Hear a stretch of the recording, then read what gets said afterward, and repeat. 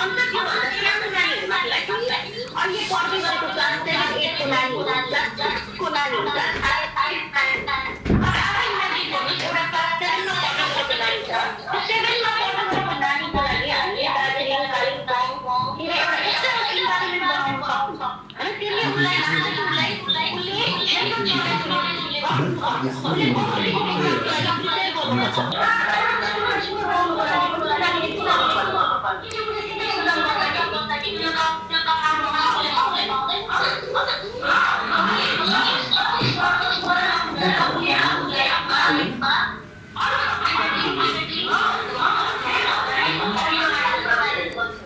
Social इन्जिनियरिङबाट हामीलाई पनि गोर्खा जनमुक्ति मोर्चालाई अहिले उत्तर दिनुभएकोमा धेरै धेरै धन्यवाद। र विशेष रूपले अहिले धेरै साथीहरूले अनि अग्रजहरूले जुन उहाँहरूको एउटा मन्तव्य राख्नुभयो र मलाई लाग्छ जुन अहिलेको परिस्थिति तराई डुवर्स दार्जिलिङको परिस्थिति विषयमा जुन एउटा हाम्रो यो एउटा प्लेटफर्म जुन प्रकारको सोसियल इन्जिनियरिङ राखेको छ त्यो एकदमै सराहनीय कदम हो। यो श्री गणेश साइड कालिम्पोङ 13 अक्टोबर दिन भएको होला र यो सेकेन्ड यो एउटा मिटिङ्स होला है, भर्चुअल मिटिङ। र विशेष रूपले म के भन्न चाहन्छु भनेदेखिलाई म यसमा कन्ट्रोभर्सीमा अनि कसैलाई पनि अन्यथा नदेखिन म सिधा आफ्नो पार्टीको वडा अनि गोर्खा समुदायमा अहिले जुन प्रकारको एउटा भइरहेको छ त्यो विषय लिएर म स्पष्टीकरण दिन चाहन्छु है। विशेष रूपले अहिले पिपिएस एउटा सेन्ट्रलको पिपिएसको कुरा आउँदैछ, स्टेटको पिपिएसको कुरा आउँदैछ। सायद हामीलाई पनि भन्छन् होला स्टेटको पिपिएसदेखिको लिएर तपाईँहरू आज यो एउटा प्लेटफर्ममा तपाईँहरू हुनुहुन्छ भन्ने प्रशस्त मात्रामा प्रश्नहरू तिर्सिरहेको होला है। र म कतिवटा स्पष्टीकरण दिन चाहन्छु। र हाम्रो गोर्खा जनमुक्ति मोर्चाको अल्टिमेट गोल गोर्खाल्यान्ड हो, किनभनेदेखिलाई 2007देखिको अक्टोबरदेखिको जन्मेको यो एउटा पार्टी गोर्खाल्यान्डको लागि जन्मेको पार्टी हो है, हामी स्पष्ट भन्न चाहन्छौँ। र आजको दिनमा जुन प्रकारको एउटा अवस्था आयो, जुन प्रकारको एउटा के अरे एउटा सृजना भयो अवस्था, सेन्ट्रल गभर्मेन्ट बिजेपीको जुन प्रकारको उहाँको एउटा हामीलाई हेर्ने दृष्टिकोण थियो, त्यो दृष्टिकोणले गर्दा आज पहाडको स्थिति आज जुन भइरहेको छ त्यसको मुख्य जड नै बिजेपी हो। किनभनेदेखिलाई हेर्नुहोस् 2009देखिको गोर्खा जनमुक्ति मोर्चाले गोर्खाल्यान्डको लागि ती 3वटा सांसद पठाएको हो र हाम्रो एउटै आशा थियो, हामीले केही डेभलपमेन्ट मागेको होइन, सेन्ट्रलबाट हामीलाई फोन दिनुपर्छ भनेको होइन, तर गोर्खा जातिको उन्मुक्तिको लागि गोर्खाल्यान्डको बिल ल्याउनुपर्छ भनेर सर्वप्रथम हामीले जसवन्त सिंह उहाँलाई पठाउनु भएको, त्यस पश्चात हामीले एसएस आलुवालियालाई पठाएको अनि त्यस पश्चात हामीले राजु विष्टज्यूलाई पठाएको। तर हामीले 13 सालको अन्तरालमा बिजेपीबाट जुन एउटा हामीले सोचेको थियौँ, जो एउटा एक्सपेक्ट गरेको थियौँ, तर कहिले पनि पायौँ न। हामीले जुन गोर्खाल्यान्डको लागि आज हामी गोर्खा जनमुक्ति मोर्चाको परिवार बाहिरिनु पर्यो, विस्थापित हुनु पर्यो, त्यो केवल गोर्खाल्यान्डको लागि थियो। किनभने त्यति बेला हामीलाई एउटा बिजेपीले एउटा आश्वासन दिएको थियो कि गोर्खा जातिको एउटा केही भलो हुन्छ भनेदेखिलाई खालि एउटा बिजेपीले गर्छ भनेर उहाँहरूले हामीलाई आश्वासन दिनुभएको थियो। त्यही सिलगढीको प्रङ्गानमा माननीय प्रधानमन्त्री नरेन्द्र मोदीज्यूले 11वटा जातको नामाकरण गरेर 11वटा जात गोष्ठी दिन्छु भनेको थियो। त्यसैले डुवर्सको प्रङ्गानमा पनि उहाँले भनेको, अनि अहिलेको होम मिनिस्टर अमित शाहज्यूले पनि कालिम्पोङको प्रङ्गानमा हामीलाई दिन्छु भनेको। तर आजको दिनसम्म पनि बिजेपीले गरेको वादाहरू, बिजेपीले दिएको गोर्खाको माथि जुन प्रकारको एउटा आश्वासनमै रह्यो, सपनामै केवल सीमित भएर गयो। र हामी आज यो अवस्थामा हुनुको लागि बिजेपी सँगसँगै जिएनएलएफ अनि जुन नयाँ पार्टी प्रजातान्त्रिक पार्टीको ठुलो दायित्व छ। जति बिजेपीको छ उनीहरू त्यतिको छ। किनभनेदेखिलाई म यो कुरा रिमाइन्ड गराउन चाहन्छु, आज सायद हामीलाई काहीँ न काहीँ एउटा आक्षेप आउँछ होला कि स्टेटको पिपिएसमा तिमीहरू पनि पछाडि परिरहेछ, तर बाध्यता कस्तो प्रकारको आयो 17 दिनको 21 भित्रमा यो कुरो अलिकति हामी स्पष्टीकरण दिन चाहन्छौँ। विशेष रूपले जुन 2017 को आन्दोलनमा जुन प्रकारको एउटा चरम सीमा पुगेको थियो, हरेक देशमा हरेक जग्गामा एउटा गोर्खाल्यान्डको आवाज बुलन्द भइरहेको थियो। सिक्किम राज्यले हामीलाई त्यहाँको हरेक जनमानसले गोर्खा जाति मात्रै नभएर हरेक सिक्किमिजहरूले अनि अन्य स्टेटमा बसेका हाम्रो गोर्खा बहुल क्षेत्रले यो आन्दोलनलाई सपोर्ट गरेको थियो। हामीलाई यस्तो अनुभव भएको थियो, यस्तो आवाज भएको थियो कि अब साँच्चै नै गोर्खाल्यान्ड हुन्छ भनेर हामीलाई आवाज भएको थियो। तर त्यति बेला बङ्गालसित चिठी लेख्ने सर्वप्रथम जेएनएलएफ पार्टीका थिए र त्यहाँबाट यो एउटा फेसा फुस्केर गयो। त्यस पश्चात श्री अनिल थापाज्यू अनि विनय तामाङज्यू त्यस पश्चात उहाँहरू स्टेटसँग मिल्दाखेरि आज हाम्रो 100मा पुगेको आन्दोलन 0मा ल्याउने सर्वप्रथम यी 3वटा विषयहरूले गर्दा अनि बिजेपीले गर्दा हाम्रो अवस्था यस्तो भएको र पनि हामीले बिजेपीलाई आस्था भरोसा गरेर हामी बाहिरिनु गयो। विस्थापित जुन हामीले 3.5 वर्षको बितायौँ त्यति बेला पनि हामी बाहिरैबाट भएर पनि बिजेपीसँग हामी दिनरात हामी एउटा टचमा थियो सेन्ट्रल गभर्मेन्टको ठुल्ठुलो एउटा बिजेपी लिडरसिप। तर उहाँहरूले अन्तमा पनि जब एमपी इलेक्सन 2019मा गयो त्यति बेला पनि हामीले भनेको थियौँ ठिकै छ हामी विस्थापित जीवन बिताउन सक्छौँ तर तपाईँले गोर्खा जातिको लागि गोर्खाल्यान्ड कहिले दिनुहुन्छ, 11वटा जातगोष्ठी कहिले दिनुहुन्छ भन्दाखेरि त्यति बेला अमित शाहज्यूको उत्तर यही थियो कि आफ्टर आसाम इलेक्सनको बाद हम देखेंगे भन्दाखेरि हामीले त्यहाँबाट सोच्यौँ कि अब बिजेपीले हाम्रो लागि केही पनि गर्दैन रहेछ, हामीलाई केही पनि गर्दैन रहेछ। अब हामी हाम्रो गोर्खाल्यान्डको लागि हाम्रो घडेरी हाम्रो गोर्खाल्यान्डको लागि हामी फर्किनुपर्छ अनि आएर फेरि पनि हामी एउटा मजबुत एउटा हामी गोर्खामा युनिटी भएर हामी फेरि गोर्खाल्यान्डको आन्दोलन लड्नुपर्छ। तर हामी गोर्खाल्यान्डको आन्दोलनलाई नबेचिकन नखोचिकन हामी फर्केर कुनै पनि एउटा सिटिङ होस् अथवा कुनै पनि एउटा उयोसँग बसेर यो काम गरेर आफ्नो घर थलो फर्केर फेरि पनि गोर्खाल्यान्डको आवाज बुलन्द गर्नुपर्छ भन्नेको खातिर हामी स्टेट गभर्मेन्टसँग एउटा पिपिएसको एउटा अन्डरस्ट्यान्डिङमा हामी आएको।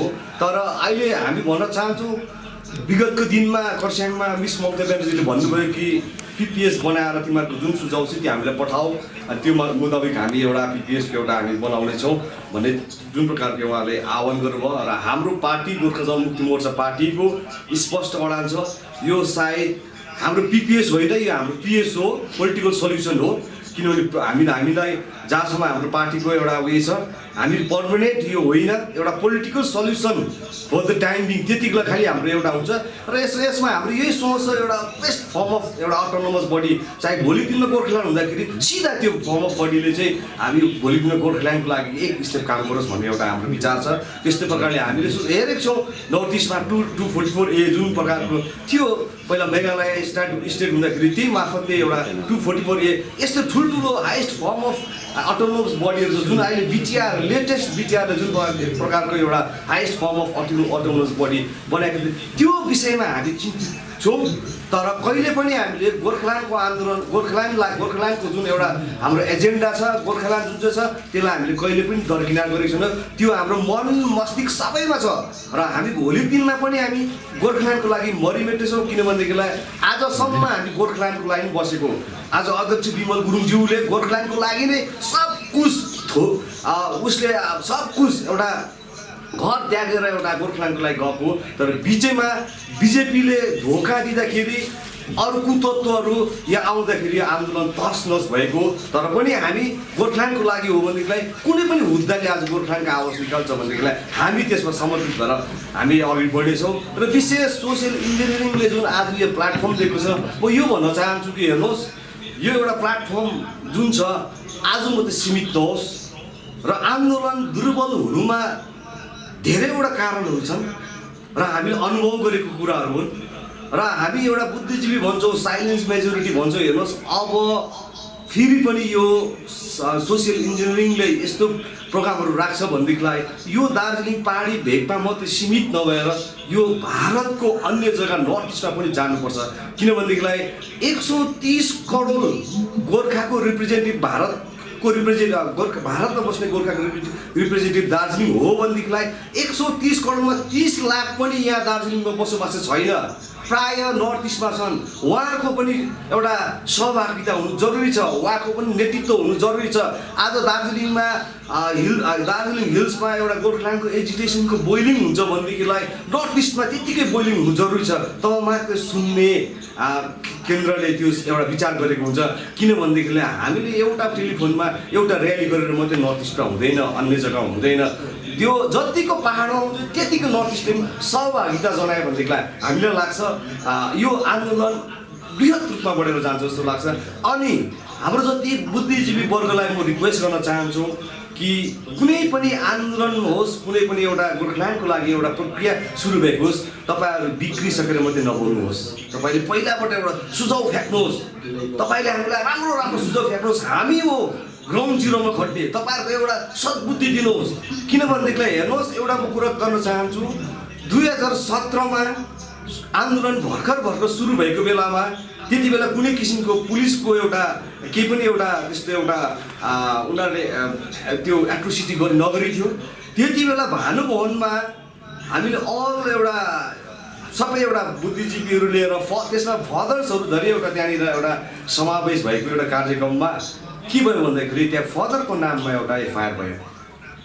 फदरको नाममा एफआइआर त कसै एउटा बुद्धिजीवीहरू बोलेर, कसै सङ्घ संस्थाहरू बोलेर, किनभने फदर भन्ने व्यक्ति उसले जुन आफ्नो जीवनलाई समर्पित गरेर एउटा आफ्नो एउटा मानवताको लागि ऊ अघि हिँड्ने मान्छेले आज ऊ यहाँको रैथानिक हिसाबले उसले गोर्खाल्यान्डको लागि एक शब्द बोल्दाखेरि हाम्रो बुद्धिजीवी र हाम्रो साइन्समा बस्ने मान्छेहरू किन चाहिँ चेतना खुलिएन? हामीलाई दुःख लाग्छ। किनभनेदेखिलाई यहाँनिर शहीदहरू मर्दाखेरि कहिले पनि एउटा संवेदना प्रकट गरेन। 2017मा घरहरू जल्यो, कहिले पनि मिडियामा आएन। भनेदेखि गणतन्त्र खोज्ने पार्टीको मात्रै अधिकार हो, यहाँको साधारण व्यक्तिको अधिकार होइन। धेरैजना स्टुडेन्टहरूलाई जेलमा हालेर लग्यो, दुधे बालकको आमा 6 महिना जेल बस्यो, कुनै पनि सङ्घ संस्थाले खोजेन, कुनै पनि अराजनैतिक पार्टीले खोजेन। यहाँनिर डेमोक्रेसीको हत्या भएको थियो। र फेरि यस्तो नहोस्। हामी गोर्खा 1 करोड 30 लाख छ, हामी युनाइटेड हुनु जरुरी छ।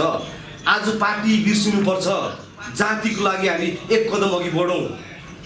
सायद म गलत पनि हुन सक्छु। 2017को आन्दोलनमा हाम्रो डाक्टर मुनिस तामाङज्यूले हाम्रो फाती पोलिरहेको आन्दोलनमा वर्ल्डमा चारैतिर एउटा वर्ल्ड वाइड भएको आन्दोलनमा उहाँले के भन्नुभयो भन्दाखेरि अब यो गोर्खाल्यान्डको आन्दोलन दार्जिलिङमुखी हुनुपर्छ भन्दा बहुत दुःख लागेको कुरो, ताकि हामीले चाहिँ दिल्लीमुखी कार्यक्रम गरिरहेको थियौँ। अनि हामी उहाँहरूलाई एउटा सविनय अनुरोध टक्राउन चाहन्छौँ कि तपाईहरू हेर्नुहोस्, अग्रज हुनुहुन्छ, तपाईँहरू छत्र छायामा हामी हिँड्छौँ, तपाईँहरूले बोलेको बाटोमा हामी अघि हिँड्छौँ, तपाईँहरूले कोरेको पाइलामा अघि हिँड्छौँ। र कोही बेला तपाईँहरू पनि हेर्नुहोस्, जिएनएलएफ पार्टी हामी उहाँहरूलाई एउटा विश्वास गर्छौँ, उहाँहरूले 6 सेड्युलको एउटा जुन प्रकारको एउटा यहाँ सेमिनार डाकेर तपाईँले बोलिदिनुहुन्छ, तपाईँहरू क्लियर हुनुपर्छ। 6 सेड्युल हो कि गोर्खाल्यान्ड हो, हामीलाई क्लियर चाहिन्छ। हामी भौतारिरहेको छौँ दार्जिलिङको लागि, हामी सब थोक लुटाइरहेको छौँ, हामी कसैलाई इन्डिकेसन गर्दैनौँ, तर हामीलाई क्लियर हुनुपर्छ कि हामी कहाँ जाने हो। त्यसले गर्दाखेरि हामी तपाईँहरूबाट एउटा तपाईँहरूको हामी शुभचिन्तक हौँ, तपाईँहरूको मार्गदर्शकको लागि हामी तडपिरहेको छौँ। र आजको दिनमा तपाईँ एउटा स्मलर स्टेट फोरमको प्रेसिडेन्ट हो। हामी तपाईँलाई यहाँबाट नै भर्चुअल उयसबाट तपाईँहरूलाई एउटा बधाई दिन चाहन्छौँ। र अब हामीलाई लाग्छ तपाईँको एउटा ठुलो जिम्मेवारी आएको जस्तो लाग्छ। र भोलिको दिनमा एउटा यो जुन प्रकारको एउटा सोसियल इन्जिनियरिङको जुन एउटा प्लेटफर्म बनेको छ, यो एकदमै बढेर गओस्। भोलि दिनमा राम्रो एउटा शिक्षित जमातहरूले यो एउटा आन्दोलनलाई अघि लगोस्। हेर्नुहोस्, आन्दोलन गर्नु जानेन भन्छ, तर हेर्नुहोस् हाम्रोमा भन्दाखेरि सेन्ट्रलकोमा गभर्मेन्टकोमा मसिनरिज कति हुन्छ हामीलाई ब्लक गर्ने। ती मसिनरिजको लागि हामी कति प्रिपेयर छौँ र हाम्रो त्यो मसिनरिजसँग लड्ने एउटा त्यो नहुँदाखेरि आज हामी फेल भएको हो। किनभने हामीलाई आज लाग्छ कि त्यो कुनै पनि पार्टीले आन्दोलन गर्यो भने अर्को पार्टीले त्यसलाई अब सहयोग नपुऱ्याएको जस्तो लाग्छ। अनि सोसियल अर्गनाइजेसनहरू पनि त्यस्तो अगाडि नआएको जस्तो लाग्छ। त्यसले गर्दाखेरि यो प्लेटफर्म सही प्लेटफर्म हो। यो प्लेटफर्ममा हामीले एउटा पार्टी नहेरौँ, जातिलाई हेरेर अघि बढौँ। र त्यो जुन मेसिनरिजहरू छ, जुन मेसिनरीले हाम्रो गोर्खाल्यान्डको आन्दोलनलाई दबाउने कुचेष्टाहरू हुन्छ, प्रचेष्टाहरू भएको छ, त्यो मसिनरिजलाई फेल पार्नुको लागि अब हाम्रो शिक्षित जमातहरू अघि आएको हुनुपर्छ। हेर्नुहोस्, आज हाम्रो आन्दोलन भड्किनुमा हाम्रो गल्ती होइन नि, हाम्रो फेल कहाँनिर हाम्रो एउटा उयो छ कमी कमजोरी, त्यसलाई स्टेट गभर्मेन्टले सेन्ट्रल गभर्मेन्टले हेरेर दबाएर आज हाम्रो आन्दोलन अर्कोतिर मोडेको हो। तर हाम्रोमा मान्छेलाई बुद्धिजीवी हाम्रो जतिहरू छन् उहाँहरूलाई थाहा छ, तर उहाँहरू डराउँछन् बोल्नु।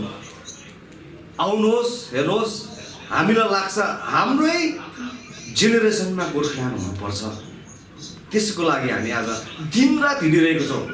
आज दिनमा पिपिएस भन्छ नि सेन्टरले, सेन्ट्रल गभर्मेन्टको बिजेपी गभर्मेन्टको हामीप्रतिको हेर्ने दृष्टिकोण एकदमै राम्रो छैन, दिँदैन हामीलाई।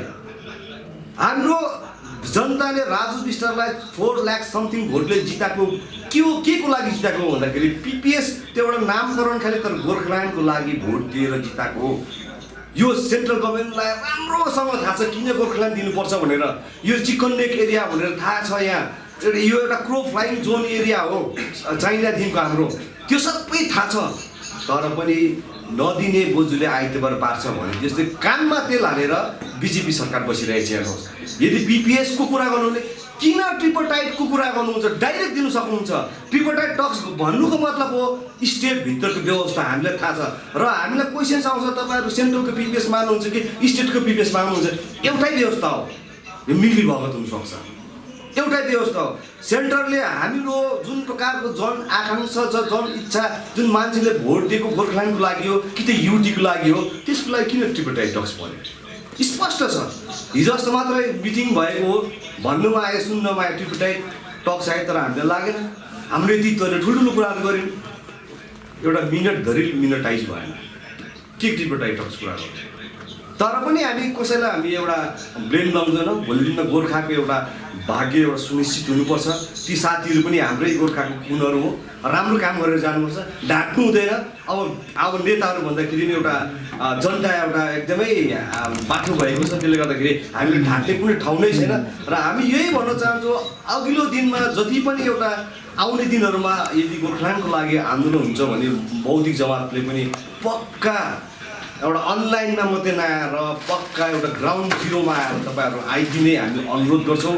गोर्खा जनमुक्ति मोर्चा जहिले पनि गोर्खाल्यान्डको लागि अघि बढ्नेछौँ र तपाईँहरू आउनुहोस्, तपाईँहरूको मार्गदर्शन हामी चाहिन्छ।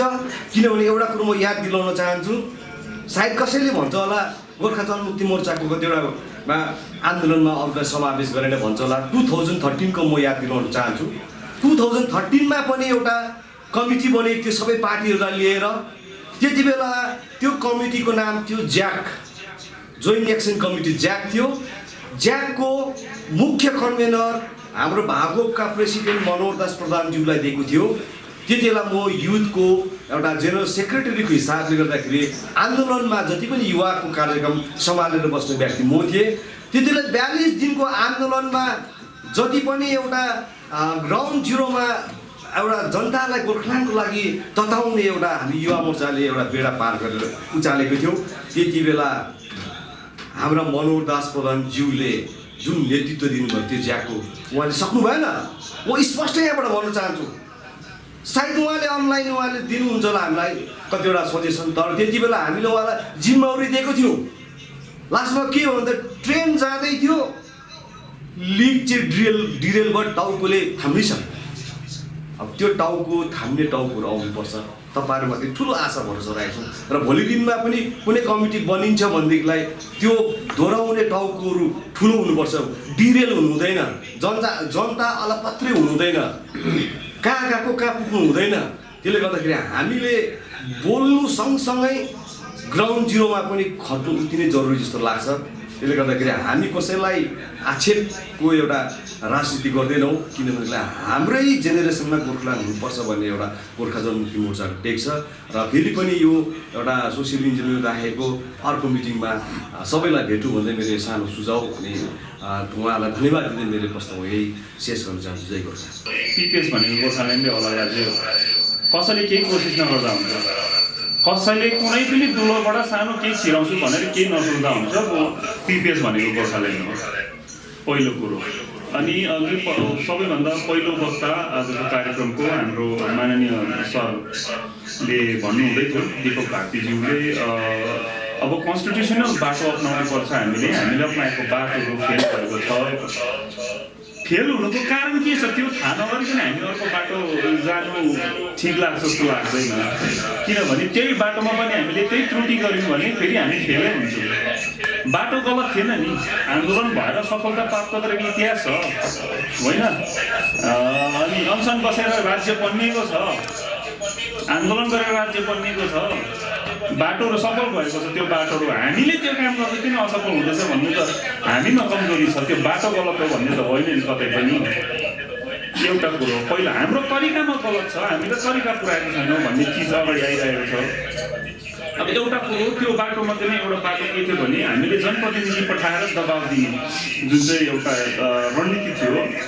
त्यो रणनीतिमा हामीले वास्तवमै यहाँबाट हाम्रो जनसरकारको मुद्दालाई संसदमा उठाओस् भनेर चाहिँ सांसद बनाएर पठायौँ कि हामीले भोटको व्यापार मात्रै गऱ्यौँ भिड देखाएर भोट बेच्ने काम मात्रै गरौँ त्यहाँ शङ्कास्पद कुरो छ किनभने जब हामीले पक्का आफ्नो मुद्दाको निम्ति कुनै जनप्रतिनिधिलाई पठाउँछौँ यहाँबाट हामीले मुद्दाकै निम्ति पठाएको भने दबाब दिन सक्नुपर्छ एकपल्ट पठाइसकेपछि जुन चिजहरू विगतमा फेल भइरहेछ अहिले पनि जनप्रतिनिधि पठाएर जनप्रतिनिधिकोलाई सिँढी बनाएर खालि भाजपासँग चाप्लुसी गर्ने मात्रै रणनीति भइरहेछ अहिले पनि होइन दबाब दिँदाखेरि दबाब दिनु गलत हो यहाँसम्म भनिन्छ दबाब दिने तरिकामा गलत हो भन्छ किन दबाब दिने तरिकामा त्यो तरिका गलत छ भने अर्को तरिका खोज्नुहोस् दबाब दिनुहोस् जब हामीले दबाब दिउँ त्यति बेला ठिकै छ दबाब हाम्रो आफ्नो तरिकाले दिउँ होला अहिले हामीले दबाब दिएको छैनौँ हामीले आफ्नो हिसाबले गर्दैछौँ काम को छ दबाब दिने यहाँनिर भन्नुहोस् त खै सांसदलाई दबाब दिएको सांसद त घुमिँदैछ त 7 लाख भोट पाउने सांसद त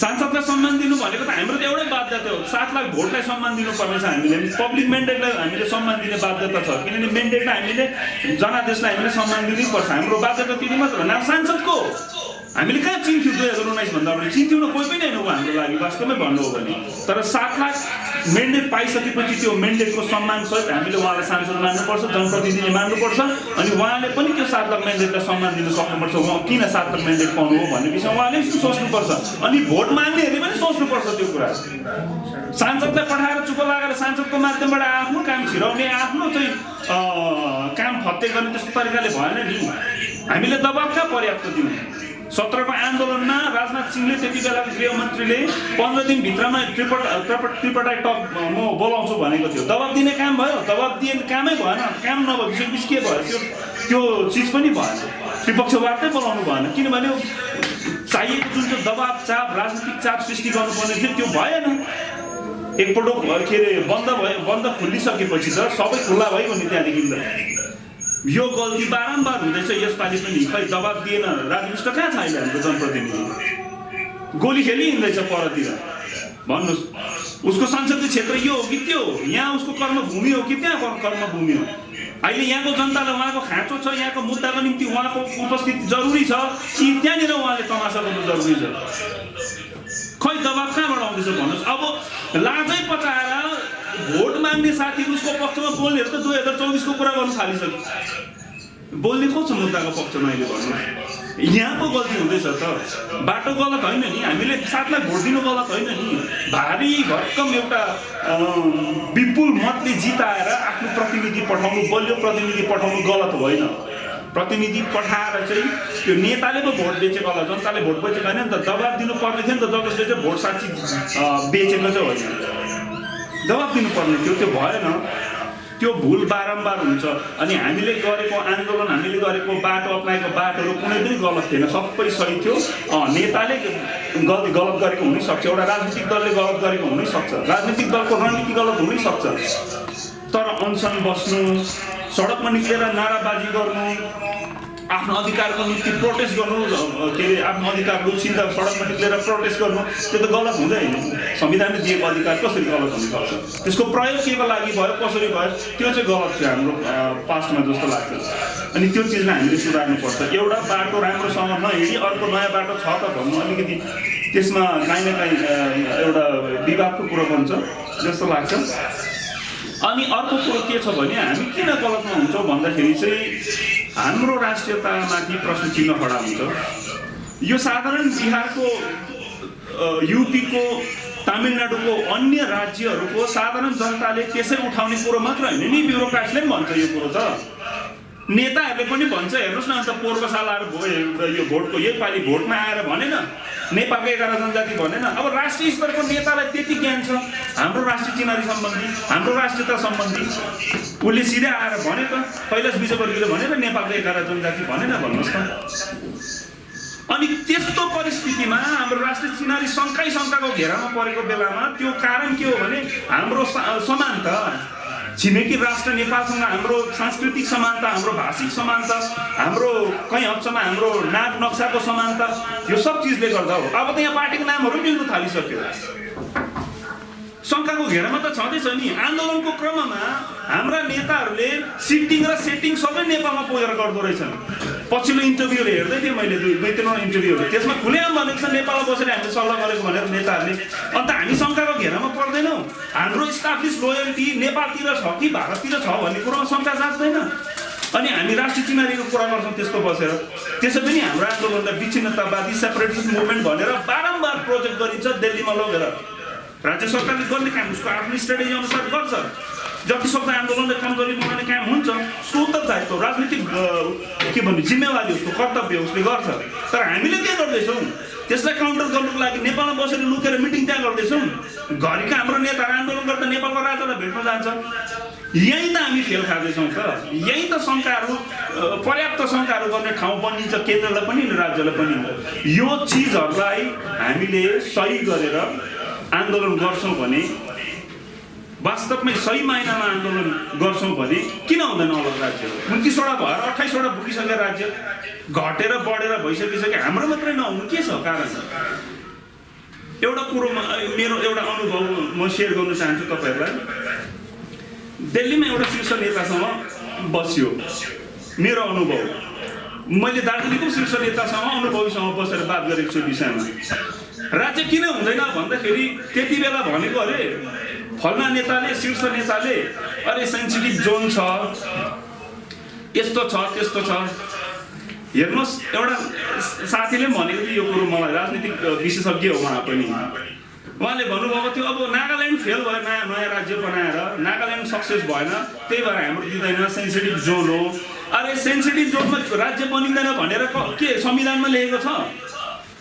4वटा अन्तर्राष्ट्रिय सीमा भएको र 7वटा राज्यले जोड्ने ठाउँमा राज्य बनिँदैन भनेर संविधानमा लेखेको छ, डिफाइन गरेको छ। त्यसरी गरेको छैन नि त। अहिले 4वटा राज्य, 4वटा अन्तर्राष्ट्रिय सीमा भएको जुन चाहिँ यो क्षेत्र छ, त्यो पनि त कुनै राज्यमै छ। त्यो नयाँ राज्य बन्यो भने कुनै राज्यमै हुन्छ, नयाँ राज्यमा हुन्छ। त्यो कुन ठुलो कुरो? त्यसलाई काउन्टर गर्ने हाम्रो नेताहरूसँग कुनै स्ट्राटेजी छैन, रणनीति छैन जस्तो लाग्छ। यो एउटा चिज हो कि जसलाई चाहिँ काउन्टर गर्नु सक्दैन। रिसेन्टली नै एउटा मान्छेलाई भेटेको, अब शीर्ष नेतै भनौँ, राष्ट्रिय स्तरका नेता भनौँ, नाम रिभिल गर्न चाहदिनँ। कसरी भन्छ उनीहरूले भन्नुहोस् त? दिल्लीको ठाउँमा गएर कसैले भन्छ सेन्सिटिभ जोन हो, एकदमै सुरक्षा, राष्ट्रिय सुरक्षा र अखण्डतासँग सम्बन्धित क्षेत्र हो, त्यही भएर राज्य हुँदैन। कसरी हुँदैन? अहिले पनि त यो जग्गा त राज्यमै छ, कुनै राज्यमै छ। हाम्रो नेताहरूले जवाब के दिन्छ त त्यति बेला? कि त्यही हो गोर्खाल्यान्ड हुँदैन रहेछ भनेर फर्केर आउँछ नि जनतालाई त्यही खालको यहाँनिर निराशपूर्ण आफूसँग केही छैन। दिल्लीमा गएर टेबलमा बसेर बात गर्दा आफूले त्यो टेबलको पछाडिपट्टि त्यो उतापट्टि विपक्षमा बस्ने मान्छेलाई काउन्टर गर्ने आफूसँग रणनीति हुँदैन। अनि आफू हारेर आइसकेपछि जनतालाई तिमी पनि हार्यौ भनेर हरेस खुवाउनु त मिलेन नि त। यो गल्ती बारम्बार हुँदैछ।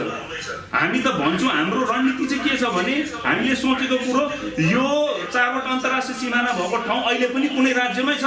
तपाईँले राज्य बनाउनुहोस्, त्यो राज्य नयाँ राज्यमा हुन्छ। कुन ठुलो फरक कुरो अहिले के यो 4वटा अन्तर्राष्ट्रिय सीमा भएको संवेदनशील ठाउँ अहिले के बलियो भएर बसेको छ? के बङ्गलादेशी इन्फ्लिट्रेसन भएको छैन सिलगढीमा? दुनियाँ तमाम थाहा छ, ब्युरोक्राट्सहरूलाई तमामलाई थाहा छ, खुफिया एजेन्सीहरूलाई तमामलाई छ। त्यहाँको डेमोग्राफी त्यस्तो चेन्ज हुँदैछ। के हामीले गर्दा भएको थियो? भन्नुहोस्। यस्तो 4वटा अन्तर्राष्ट्रिय सीमा भएको ठाउँमा युवाहरू पलायन हुनु ठिक हो? युवाहरू आर्थिक रूपले कमजोर हुनु ठिक हो?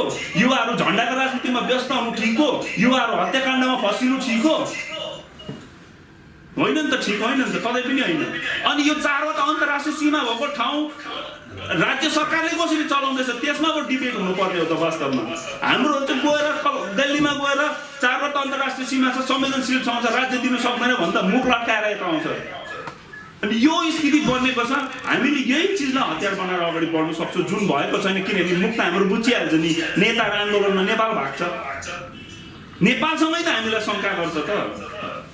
यही त समस्या भएर बसेको छ त। नेपालमा सिटिङ पनि हुँदो रहेछ, मिटिङ पनि हुँदो रहेछ। रिसेन्ट एउटा इन्टरभ्यूमा मैले देखेको हो, त्यो इन्टरभ्यूमा के खुफिया एजेन्सीले हेरेन होला र, आइपिडिआईले हेर्दैन, त्यो भारतको खुफिया एजेन्सीले हेर्दैन त्यो इन्टरभ्यूहरू हेर्छ नि त। अन्त त्यो व्यापक एउटा शङ्काको विषयहरू बनिहाल्छ नि हाम्रो विरुद्धमा, हाम्रो मागको विरुद्धमा, हाम्रो राष्ट्रिय चिनारीको विरुद्धमा, हाम्रो भारतप्रतिको जुन चाहिँ लोयल्टी छ, इमान्दारिता छ, त्यो माथि प्रश्न चिन्ह त त्यसै पनि खडा भइहाल्छ नि। त्यसै पनि ग्रेटर नेपालले टाउको दुखाइरहेको छ भारतलाई। हाम्रो राष्ट्रलाई ग्रेटर नेपालको डिमान्डले कति चोट पुग्न सक्छ भन्ने कुरो थाहा छैन, राष्ट्रलाई थाहा छ नि। त्यस्तो परिस्थितिमा हाम्रो नेताहरू नेपालमा गएर सेटिङ गर्दा, मिटिङ गर्दा भारतलाई लाग्दैन। भारतको सुरक्षा के अरे एजेन्सीहरूले त्यो कुरो सोच्दैन होला, संज्ञानमा लिँदैन होला, यो कुरोलाई लिन्छ नि। गल्ती त हाम्रो हुँदैछ नि। अनि यही कुरोहरूलाई हामीले करेक्सन गरेर, यही कुरोहरूलाई हामीले सम्झेर बुझेर सही ढङ्गमा सही बाटो रणनीति लिएर हिँड्यो भने राज्य किन हुँदैन? हुन्छ नि।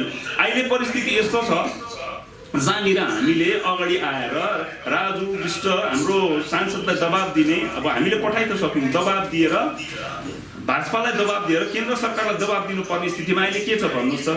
विभिन्न प्रकारको के भन्छ त्यो अल्टरनेटिभहरू पो अगाडि ल्याउने। यो दिँदा कस्तो होला, पिपिएस भनेको यो भनिदिँदा कस्तो होला, यसमा पो छ फोकस त। पिपिएस भनेको अलग राज्य गोर्खाल्यान्ड हो, अल्टरनेटिभ खोज्ने काम सरकारहरूको हाम्रो होइन। हाम्रो त भनेको एउटै अल्टरनेटिभ हो, एउटै विकल्प, त्यही अलग राज्य हो।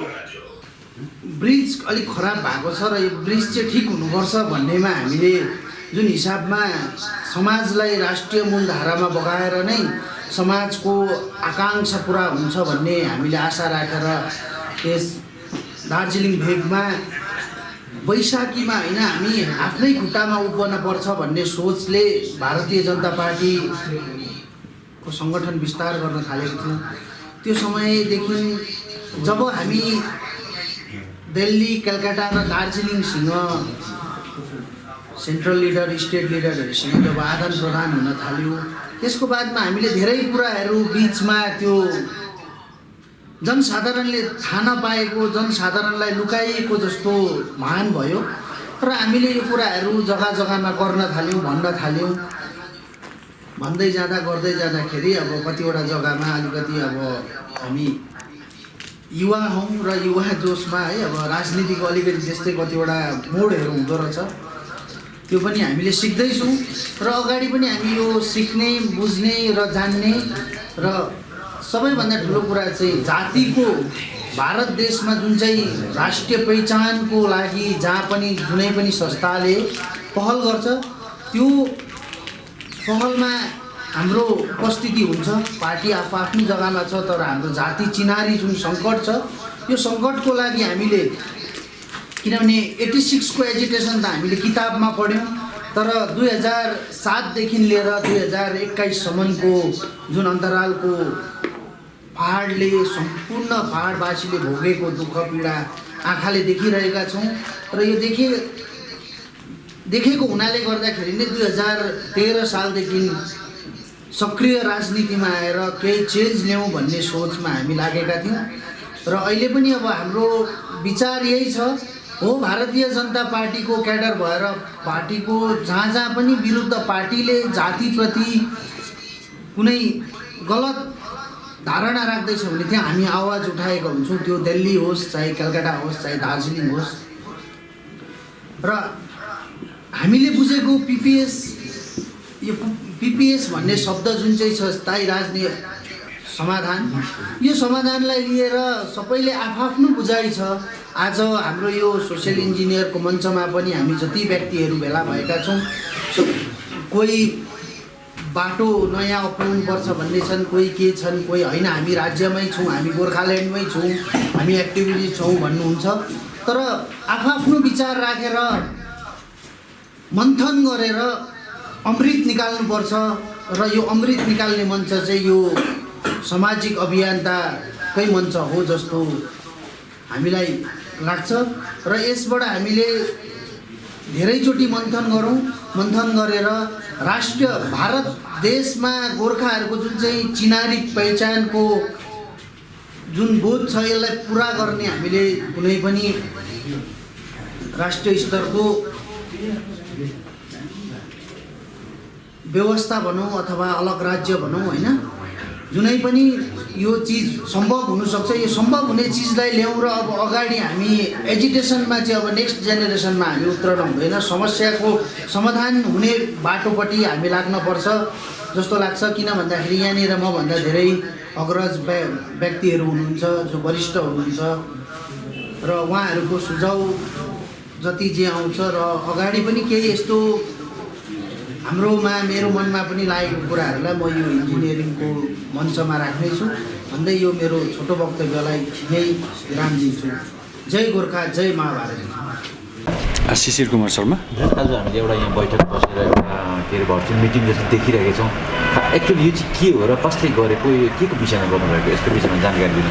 एक्चुअली यो एउटा सोसियल इन्जिनियर भन्ने हाम्रो समूह छ जुन चाहिँ हाम्रो एक्चुअली भनौँ भने 2013 देखि नै हामीले सुरु गरेको, तर प्र्याक्टिकल रूपमा हामीले बिस्तारै लास्ट 3 इयर्सदेखि हामी काम गर्दै थियौँ। र लास्ट एउटा फर्स्ट मिटिङ हाम्रो कालिम्पोङमा 13 नोभेम्बरको दिन भएको थियो, भर्चुअल मतलब फिजिकल मिटिङ भएको थियो। एक्चुअली त्यसकै फलोअप मिटिङ चाहिँ हाम्रो यो थियो र हामीले डिफ्रेन्ट सोसाइटीको डिफ्रेन्ट सेक्टरमा हामीले काम गर्दैछौँ र अर्गनाइजेसन कस्तो छ भन्दाखेरि चाहिँ कसरी हामी समाज निर्माण गर्ने एक्चुअली हाम्रो ध्येय त्यो हो।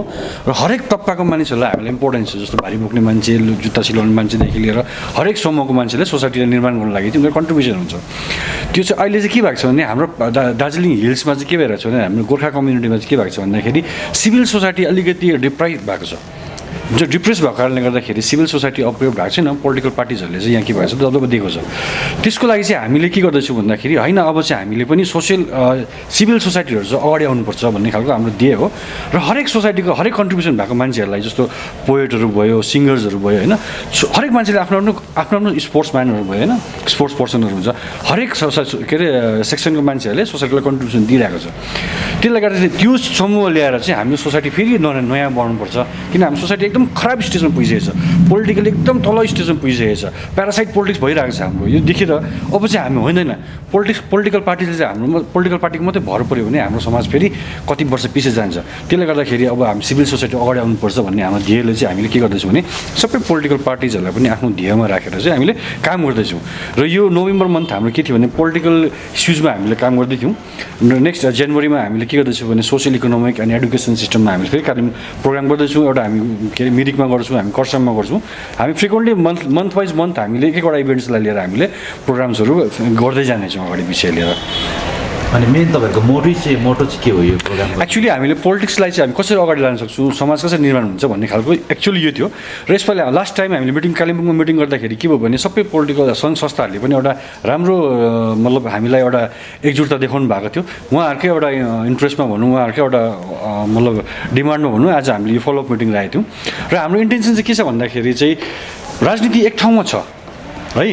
र आजको मेन हाम्रो के अरे मिटिङको उद्देश्य चाहिँ के थियो भन्दाखेरि समाजको एक्सपिरियन्स मानिसहरू हुनुहुन्छ नि, जस्तो महेन्द्र पिलामा सर, मुनिस तामाङज्यू, डाक्टर हर्कबहादुर छेत्री भयो, डाक्टर भारती हुनुहुन्छ, उहाँहरू सबैलाई लिएर चाहिँ एउटा सेक्सन र हरेक पोलिटिकल पार्टीको पनि रिप्रेजेन्टेटिभ एकैजना बनाएर चाहिँ हामीले एउटा को टिम बनाउने हामी प्रयास गर्दैछौँ, ताकि हाम्रो समाजको लागि कसरी अगाडि निर्देशन जान सक्छ, एउटा कलेक्टिभली काम हुनसक्छ र जुन ड्रब्याक्सहरू भएको छ त्यसलाई कसरी हामी अगाडि ल्याउन सक्छौँ भन्ने खालको चाहिँ इन्टेन्सन त्यो हो हाम्रो। एक्चुअली चाहिँ यहाँ के छ भने हामीले कलेक्टिभली सबै ठाउँबाट सबै समाजको मान्छेहरू, सबै सेक्सनको मान्छेहरूलाई लिएर एक जग्गामा राखेर चाहिँ हामी के गर्छौँ भने उहाँहरूको निर्देशनमा चाहिँ अब हामी अगाडि बढाउने भन्ने चाहिँ हाम्रो मेन इन्टेन्सन चाहिँ त्यो हो सोसियल इन्जिनियरको चाहिँ। आज जुन सोसियल इन्जिनियरिङमा तपाईँहरूको डिफ्रेन्ट पार्टीबाट मैले नेताहरू देखेँ है, यसलाई लिएर तपाईँको के छ, कस्तो खालको छ?